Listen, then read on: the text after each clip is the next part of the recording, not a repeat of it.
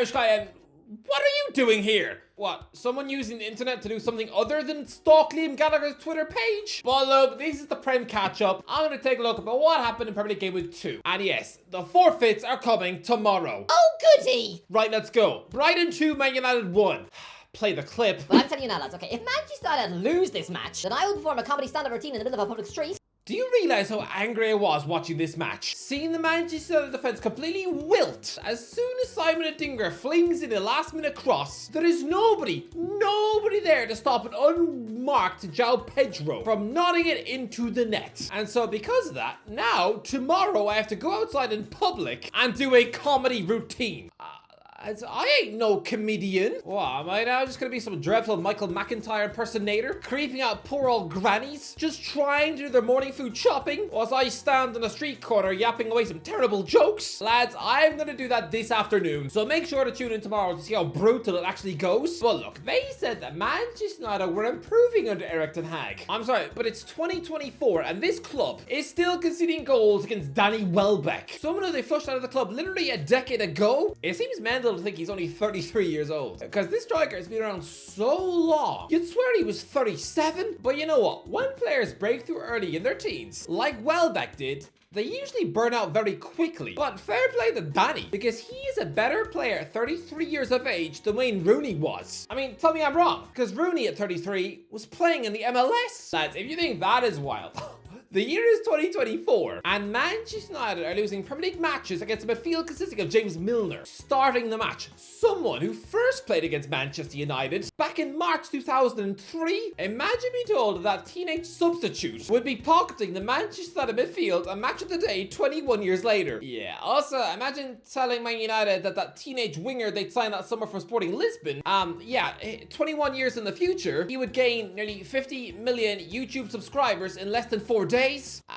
You'd think YouTube was some sort of robot, but Milner's longevity is utter nonsense. I'm convinced this guy doesn't do anything except nibble on cabbages while sitting in a nice bath at home. He probably hasn't so much as licked a Toblerone since the 90s. Actually, go back to Milner's first match against Man United and tell him that, yeah, one of his future career wins over his most hated club would be when he's being managed by some 10-year-old kid in Germany. The one who just celebrated his birthday by going to the cinema to watch Kangaroo Jack with his mum. The one who back in 2003 was probably still slurping breast milk out of his X-Men bottle. Or was that just me? This whole result is actually crazy. Brighton were good, not great, but good. And yeah, they've now beaten Manchester United for the 7th time since May 2018. That is crazy. Lads, I can sit here and discuss all the reasons why Manchester United were horribly brutal. But what I'm actually going to do is give Brighton their flowers. What they have accumulated at this club is a squad brimming with youth, hunger and skill, mixed in with some exceptionally professional older heads. Everyone is on the same page. All their substitutes made an impact when they came off the bench. Unlike Manchester United, tries above. Joshua Xerxes' brainlessness prevented the win. I mean, Garnato's strike, it is going in. And yet this Dutch meatball slides in to knee the ball in from a stupidly offside position. That's what you get for trying to steal a goal. He's like the Dutch David Nugent. And Anthony then failed to close down Adingra for the winning goal, while even Scott McTominay, for 10 minutes in this match, this was both him and his Scotland teammate Billy Gilmore's audition for a job at Napoli. Both heavily linked with the Italians. The Napoli Chiefs will absolutely be watching this match, but Gilmore, he played like a man who wants to stay at Brighton. Man City 4, Ipswich Town 1. Yeah, I said Ipswich would lose this game 9-0? Yeah, Kieran McKenna, sorry. I really thought he was just Scott Parker in disguise, and that he would absolutely have his reputation and promise smeared across an Egg McMuffin. What I did not anticipate was Sammy Smodics sticking the Tractor Boys 1-0 up. By the way, I am here for the rise of SS. This guy has come out of nowhere to win the championship Golden Boot, and now he's gonna bang in 10, 12, 15 goals this season. I just know it. And yet, why is it taking the Republic of Ireland until this guy turned 28 years of age to give him a cap? What is it about Peterborough honing late bloomers? Both Ivan Toney and Sammy Smodics were both complete nobodies when they joined that club in their mid-20s. And yeah, once they left the team, for both Brentford and Blackburn, they morphed into international stars. I feel shortchanged that Smodics, he turns 30 years old in less than 2 years. And yeah, it feels like we've only just discovered him. It feels feels like meeting the love of your life, your soulmate. When you're 84 years old and can no longer poo without assistance, you have finally found your wife when she's now unable to chew a cauliflower sandwich without slapping in her false teeth. Why couldn't we have realized that he was Irish 5 years ago? I know, because the bloke has a Z in his name, the Irish FA must have concluded that he's about as Irish as a Zimbabwean queen. But look, fair play to Ipswich for not getting themselves embarrassed that they had. I mean, yeah, Erling Haaland wolfs down a 7th Premier League hat-trick, sure, but Ipswich were denied a clear penalty at 2-1 down. But you know what confuses me? According to the BBC, Haaland was not given the man of the match. Oh no, it went to Jack Grealish, who played 19 minutes? I'm very confused. The only thing Grealish did in his brief cameo was to get booked for diving. I'm sorry, but are the BBC player ratings just voted for by frustrated mums who think he's a cutie pie? Absolutely frustrated 50-year-old bags who are disgusted by their husbands whose bellies are filled with chicken nuggets and beer? Honestly, how was he man of the match? Bournemouth won, Newcastle won. It was his arm! Honestly, am I the only one who thinks this? I have heard everyone say that Bournemouth's last-minute disallowed winner from Dango Otara, it should have stood because it was not handball. Oh, it was his shoulder instead. Are we for real? Are we all just pretending now to have milkshake knowledge? It is the final minute of the match. The score's at 11 at 1-1. A Bournemouth cross is whipped in and it comes off the guy's arm. How is this up for debate? You've got every pundit on Sky Sports calling it a horrible decision. Sorry, well, I feel like I'm living in some sort of alternate reality. The ball blatantly comes off Otara's arm. I better be careful. I'll give myself another black eye. You know, the guy who fouled me still has not apologized. Oh, I didn't slap you on the football pitch. Yeah, you did, mate. Yeah, you did. Well, lads, look, I love Andoni Iraola, but this guy looked like he was ready to explode. His assistant coach was even sent off down the tunnel. They looked like they were ready to morph into bloodthirsty werewolves. The referee probably needed security to walk him to his car for fear of angry Bournemouth fans throwing ice cream at his head. People want to try and pretend that refereeing decision was dodgier than Jermaine Genius's in box, but no, they handball. Quite ironic how this week we're mentioning JJ's in box, when really this is the week you should be talking about how JJ can't box. KSI, forget it. Oh, wow, that comedy show tomorrow is going to be poor. But look, the Cherries did look good in this game and arguably deserved to nick the win. They were better than the Magpies for the majority of the match. And I'm not sure why, but Eddie Howe, he just can't beat his former club. I get that he's a Cherries legend. And it must be strange for a double act of two former Bournemouth managers to try and beat their spiritual home, but relax. It is just football. Nobody's asking you to drown your ex-wives in a puddle of milk. Beating Bournemouth seems like such a gargantuan, emotional upheaval task for Howe and Tyndall. It's almost like you've asked them both to eat the family dog. They can't do it. They literally cannot do it. This is 5 Premier League games in a row now where Eddie Howe has failed to beat Bournemouth. The last time he saw Bournemouth lose a Premier League match in the flesh was in July 2020 against Southampton at home, played in front of 0 people. Actually, the last time he was there to witness Bournemouth fans losing a game in their home stadium was January 2020, a 3-0 defeat to Watford. That was so long ago. That was the exact same month where I remember thinking that Birmingham's Bellingham was an overrated cookie sandwich who would soon be banished to the Manchester United bench for the next 5 years. Beating Bournemouth seems like an impossible task. Maybe it's something he just doesn't want to do. Maybe it kills him to see Bournemouth fans lose a match because he's still so guilty about getting them relegated years ago. By the way, that relegation has aged badly, because looking back on that, this future England manager was getting relegated with a squad featuring the likes of Aaron Ramsdale, Nathan Ake, Lloyd Kelly, Jefferson Lerma, Harry Wilson, Dominic Solanke, and Callum Wilson. Yeah, several of those have gone on to play in the Champions League. One of them is now a Spurs record signing. Yeah, what happened, Eddie? Wolves 2, Chelsea 6. I'm incredibly confused. Lads, this summer I tipped Enzo Maresca's Chelsea to finish 15th. I said he'd be sacked whilst cruising into the relegation zone. Yeah, second game of the season, and they instead score 6 on the road.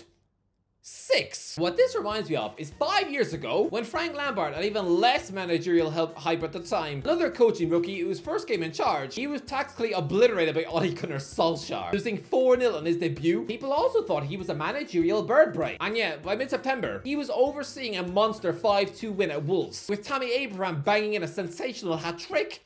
I remember being impressed at that. You know what's also a little freaky though? I remember Chelsea beating Wolves 5-2 in 2004 as well, with Jimmy Floyd Hasselbank bagging a treble. So now that's Jimmy, Tammy, and Nonny, who've terrorized Wolves, wolfing them down with a pint of ice cream. Well, both Hasselbank and Abraham went on to work with the England national team after that, so maybe that's next in line for Madueke. Lee Carsley, you better have a... I still can't get over the fact that Lee Carsley is the England manager. The more I think about it, the more my brain's gonna fry. Lads, I'm so confused. I didn't think this Chelsea team had it in them. I thought they were a bloated mess. A squad brimming with disgustingly unhappy footballers. But no, these players looked incredibly relaxed, blowing Wolves out of the water with Madueke netting 3 after already insulting the town on Instagram. I mean, to be fair, I've never been to Wolverhampton, but I would imagine it does seem a bit like a graveyard that stinks of steak and kidney pies. But Wolves, oh Wolves! What does everyone think of Gary O'Neill now? This man is managerial muesli. Someone with the gravitas of a garden gnome. Are Wolves now embarrassed they gave this man a 4-year deal this month? What do they see in this human worm? I'm very confused because Wolves were always that sort of ambitious, hungry club looking to attract star names, right? Maybe not. Because they sort of papered over the cracks when they hired a huge football name like Julian Lopetegui 2 years ago. But don't forget, they also offered that same job to Michael Beale of QPR. Like O'Neill, he was someone who also used to make the tea at Liverpool, and he grew up to flop at Rangers and last just 12 games at Sunderland. He would have been a monster mistake, and yet this Wolves board, they wanted him. Is that not enough of a clue for you that their judgment of British coaches is on par with the BBC's judge of character? I'm telling you that O'Neill will be sacked before the season is out because defensively, they were an absolute joke. Tottenham 4, Everton 0. Lads, I get that Everton fans are worried and incredibly frustrated at the state of their club right now. Beginning the season by conceding 7 goals in their opening 2 matches is a horrible way to start the season, and it reminds me of August 2009, where they did exactly that, losing against Arsenal and Burnley. Yeah, and in the second half of the season, the Toffees finished 8th after losing just 2 of the final 24 league matches. I mean, we all know that's not going to happen this season. If it does, and if they do even finish inside the top 10, then I will sneak into my neighbor's garden and eat all their flowers. But Everton fans need to learn from the past, because a collection of them gathered at a train station to scream abuse at their players. Imagine another job where it's normalized to get abuse like this, hanging around at a train station to scream at men who are trying their best. The guy has a point. Everton fans have every right to feel angry because their club is a mess. But I think we can all agree they ran Anthony Gordon out of the club. He was the most valuable player by an absolute mile. And instead of rallying him and supporting him, they made his position untenable, chasing his car down the street. And in the end, he was sold within 2 weeks for less than 50 million quid. And now he has absolutely no care for the club that made him, that he's even considering a switch to Liverpool. The reason I mention that is because Jordan Pickford looked absolutely bemused to be screamed at like that. I mean, this is the undisputed England #1 goalkeeper who has been terrific for Everton for the bulk of 10 years. Yes, he just made a stupid howler of a mistake to let Son Heung-min make it 2-0 on Saturday afternoon. But still, this is a 30-year-old goalkeeper who might think he deserves better than this. Lads, he is an England nationwide hero, and yet he happily subjects himself to relegation battles each and every season. What other starting England international is happy with that? If you continue to hurl insults at your best player, then I know it's rare for goalies to subject transfer requests, but we've seen it done before, like when Shay Given finally decided he'd had enough of Newcastle at a similar age and jumped to Man City. Look, Everton fans, they need to be careful, because I would not be totally shocked to see Pickford arrange a shock deadline day move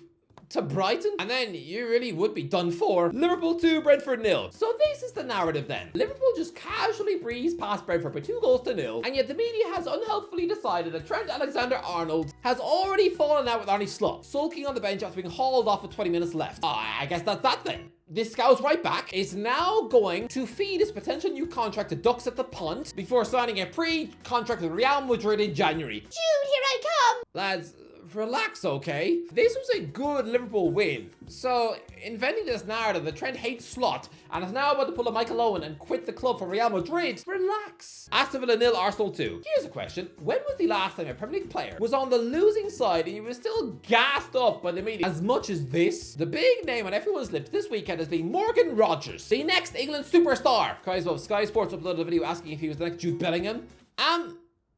He's older than Jude. Look, it was a great drive-in midfield performance from this 22-year-old attacking midfielder, and yet this display alone has probably caused some Man City coaches to angrily spit their chocolate muffins on the floor, because if that club had just clung onto this young attacking midfielder, wouldn't he be the perfect ready-made replacement for Julian Alvarez? That is, if he could add goals to his game. Now again, he's only got 13 league goals in his entire career, and 6 of those were for Lincoln in League One, but he did look class, while Ollie Watkins looks like a burnt-out sludge puppet. I think think Watkins' career peaked in the summer with that last-minute semi-final winning goal at Euro 2024. I think that was his McGregor versus Mayweather moment. That was the moment this guy had spent his entire career working towards. Life will never get any better for him after that moment. In the same way Mario Götze's career fell into a puddle of duck vomit after scoring the winning goal for Germany in a World Cup final. Yeah, 6 years later, he was then a bloated beanbag covered in biscuit crumbs on the PSV bench. I do think Watkins right now is probably struggling for motivation because don't forget, he turns 30 years old next year. His career is never giving him a better moment than that, and he knows this. I just remember Darren Bent also rapidly turning from a consistent mid-table goal machine to an absolutely unmotivated melted quiche at Villa Park when he was 28 too. So honestly, Ollie, I think this is the beginning of the end. Crystal Palace 0, West Ham 2. Play the clip. Just you watch, this is going to be a thrilling match. And to prove it, lads, honestly, if there's less than 3 goals scored in this game, then I will eat ice cream off my neighbour's post box. Yeah. Tomorrow, along with this public comedy show, I'm gonna have to lick ice cream off a post box. Oh dear. But this game went how I thought it would. Crystal Palace have run out of fumes. Oliver Glasner might have had a magical spring. But relax, some people have been chatting about it as if he's the next Jurgen Klopp, some sort of German winning machine. But no, Julian Lopetegui is finally sprinkling his new recruits all across his team, and to be fair, they look class. Southampton 0, Nottingham Forest 1. I said this would be a 0-0 match. Yes, to be fair, Southampton dominated with 64% of the ball, but they have nothing going forward. Why? Why are they persisting with Adam Armstrong up front? Lads, there is something in the Saints team. They keep the ball well. They pass it around for fun. But go out there in the market and buy a proper striker, because propping Armstrong up alongside 2 strikers from Sheffield United, no, just do something. Beg Danny Ings to come back on loan, anything, because at the minute, you're going down. Fulham 2, Leicester 1. I'm just happy Jimmy Vardy didn't score. Anyway, that's it. What do you think? Let me know in the comments. What did you think of the game week? And yeah, look forward to the forfeits tomorrow. If you enjoyed the video, don't forget to like, subscribe as always. I'll talk to you in a while.